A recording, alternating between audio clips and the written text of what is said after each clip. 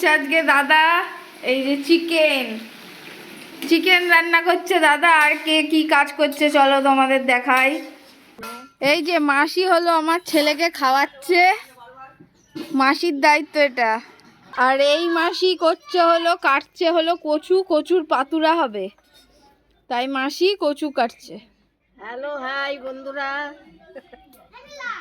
আর এই যে আমার মা আছে রান্নার ডিপার্টমেন্টে।